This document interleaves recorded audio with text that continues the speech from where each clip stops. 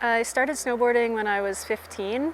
I got a job in Whistler Village. I saved up my first couple of paychecks and I bought my own snowboard boots, bindings. I broke my wrist the first day. It didn't stop me though, I loved it right off the bat, and I was back up like a week later with a cast on.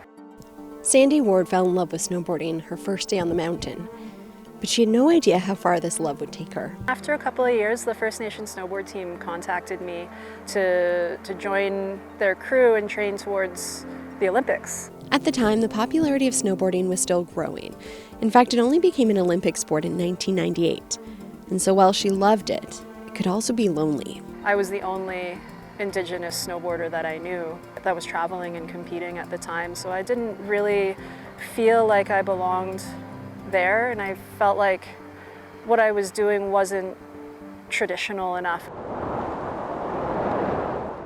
But her perspective of the sport changed when she joined the team at Indigenous Women Outdoors, an organization that was started after realizing that Indigenous peoples, particularly women and children, had a more difficult time getting outdoors. The organization helps bring Indigenous women into the backcountry. And for Sandy, the backcountry has really helped her find the connection between her Lillooet culture and her passion for snowboarding. I go splitboarding.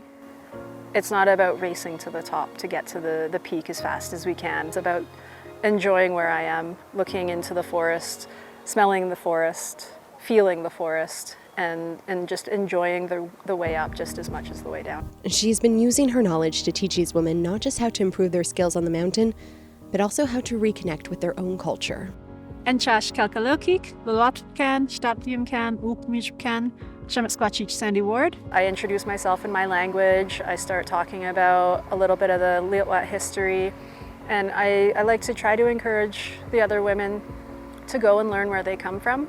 And by the end of the season, we have people speaking their own language, introducing themselves to the land in their own language. And it's just really beautiful to see that growth, not just in their skills in the backcountry, but finding who they are and where they come from.